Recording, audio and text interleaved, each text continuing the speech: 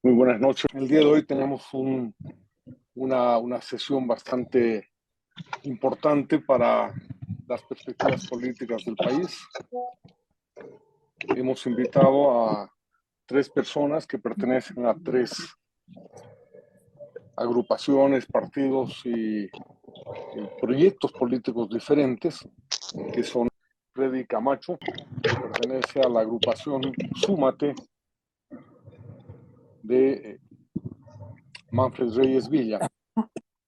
Los tres han sido invitados para discutir las dificultades, los desafíos que tenemos en la nueva etapa electoral que ha empezado prácticamente a vivir ya el país desde hace unos meses, sobre todo a partir de la demanda y la discusión sobre la precandidatura o la candidatura de Evo Morales, las discusiones dentro del MAS, etc.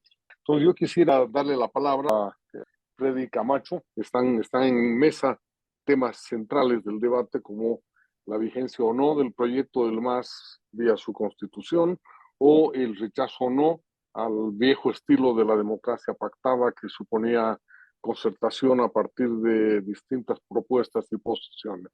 Adelante, Freddy. Buenas noches, Roberto. Me parece importante compartir gran parte de lo que ha dicho Juan del Granado. Yo lo suscribo. Sin embargo, yo normalmente soy optimista y siempre tengo buenas noticias, pero esta vez lo veo un poco más oscuro el panorama, ¿no? Y es la caracterización, el contexto histórico lo que nos estamos jugando en este próximo 2025 me parece importantísimo que lo pongamos en su verdadera dimensión. Desde 2006, desde 2006 hacia adelante, lo que hemos vivido es la instauración o la hegemonía del modelo estatal del socialismo del siglo XXI. Ese es mi punto de vista. ¿En qué consiste ese modelo? En tres características desde mi punto de vista. Uno es un modelo de partido único. Dos, es un modelo de manejo totalitario del poder. Y tres, es un modelo de caudillo vitalicio. Eso hemos vivido o hemos sufrido desde el 2006, desde mi punto de vista, hasta el 2016, en el que el pueblo boliviano le dice no a uno de los elementos centrales que es caudillo vitalicio, ¿no? Entonces, hasta ese momento le propina el pueblo boliviano una derrota y esa derrota hace que se produzca la crisis del modelo estatal del socialismo del siglo XXI. Yo también pienso que eso que Juan le llama decadencia, para mí es un proceso de crisis. Ahora bien, un proceso de crisis tiene dos desemboques o dos resoluciones desde mi punto de vista, políticamente hablando, ¿no? Por una parte, puede reforzarse el modelo del socialismo del siglo XXI, que tiene dos opciones hacia el 2025. Tanto Luis Arce Catacora como Evo Morales nos dicen, se han reafirmado en su posición de ir al socialismo, de seguir en el modelo del socialismo del siglo XXI. Entonces, esa es una de las posibilidades y obviamente esa posibilidad viene ligada a al ejemplo que conocemos. Conocemos el socialismo del siglo XXI instaurado en Cuba con Fidel Castro desde el 1 de enero de 1959, 65 años. O el modelo instaurado por Hugo Chávez en Venezuela, que lleva más o menos 35 años, desde 1999, 35 años, ¿no?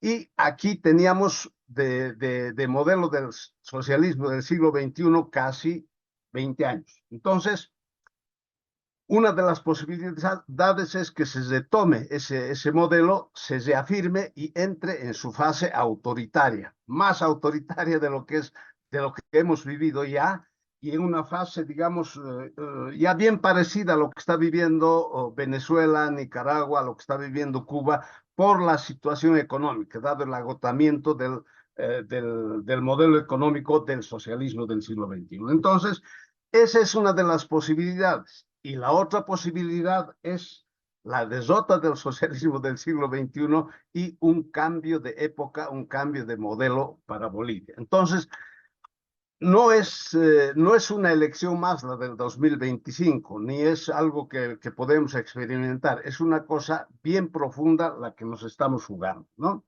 Entonces, le has titulado Los desafíos del proceso electoral. Ahora un poco precisando, ¿cuándo serían las elecciones del 2025? Yo tengo anotado aquí el 17 de agosto del 2025 sería la primera vuelta, el 19 de octubre la segunda vuelta, si es que hay segunda vuelta, y el 8 de noviembre del 2025 en la transmisión del mando. Entonces, si hubiera posibles primarias, como lo ha propuesto don Carlos Mesa, tendría que ser en enero del 2025. Entonces, por eso, para nosotros, caracterizamos la coyuntura actual como de electoralización prematura. El 18 de agosto del 2022, Evo se autoproclama por boca de Cronenberg y a partir de eso surge la electoralización primero del MAS, al interior del MAS, y después del conjunto de los actores políticos en Bolivia. ¿Cuál es el resultado de esa electoralización? Es, por una parte, la división del movimiento al socialismo entre arcistas y evistas y la atomización en el campo del no más, los que no son masistas, ¿no? Todos los actores políticos no masistas se atomizan y hay una explosión de candidatos, etcétera. Entonces, ese es el efecto de la electoralización que nosotros le llamamos prematura y que además genera un nuevo campo político, es decir, eso que antes era oficialismo y oposición bien clarito, el MAS en el oficialismo y comunidad ciudadana y creemos en la oposición, todo eso cambia. Y a partir de la división del MAS, tanto el oficialismo como la oposición es copada por el movimiento al socialismo. El oficialismo actualmente es ARCE, más disidentes de comunidad ciudadana, más disidentes de Creemos, o disidentes de Mesa y disidentes de Camacho, ¿no? ¿Y cuál es la oposición? La oposición está a la cabeza Evo Morales, el evismo, ¿no? Y tiene a veces Carlos Mesa y a veces Camacho en ese conjunto de oposición. Entonces, desde nuestro punto de vista, ha habido una modificación en el campo político, en el escenario político nacional. Entonces, es en ese escenario que tenemos que plantearnos este tema. Y por eso para nosotros decimos, la electoralización prematura solo favorece, ¿no?, a los dos contendores del MAS. ¿Por qué? Porque en el resto, en el campo del no más, lo que sucede es esa atomización, ese lanzamiento de candidaturas que de alguna manera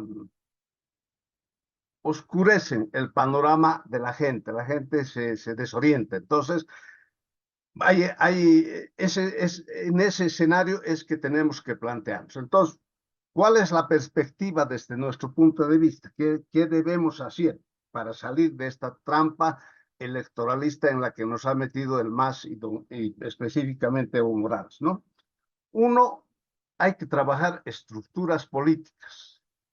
No hay estructuras políticas en el país. Lo que hay es el MAS tiene sus estructuras corporativas y las demás siglas tienen muy poca organización, muy poca estructura partidaria. Y no es posible llevar adelante un proceso electoral victorioso o claramente victorioso sin estructuras partidarias. Hay que trabajar planes de gobiernos alternativos al modelo del socialismo del siglo XXI. No hay que dejarse tentar con candidaturas prematuras. En eso consiste el no dejarse electoralizar, ¿no? Y trabajar liderazgos en el seno del pueblo. Desde nuestro punto de vista, eso es lo que se debe hacer porque esta decadencia del modelo del socialismo del siglo XXI es también una decadencia de su forma de organización, ¿cómo diríamos?, de su aparato de hegemonía, es decir, de las corporaciones en las que se asienta. Confederación Única, Bartolinas, interculturales, ¿no? Entonces, eso, ¿no? Esas corporaciones que son las que se han empoderado durante todo el periodo del socialismo del siglo XXI, es una parte de la sociedad boliviana, pero ha emergido una otra parte de la sociedad boliviana que es una ciudadanía que no se siente representado por las corporaciones y es que y es esa ciudadanía, ese campo humano el que los actores del no más tienen que trabajar y en ese escenario es que tienen que forjar sus liderazgos. Por ejemplo, yo pondero lo que han hecho los juristas independientes, fue una buena iniciativa. Si eso era exitoso, yo creo que ahí hubiéramos tenido unos 2 o 3 líderes emergentes con mucha capacidad, con mucha posibilidad, ¿no? Lamentablemente eso no prosperó, entonces eso un poco que se congela, ¿no? Entonces, pero iniciativas como esta.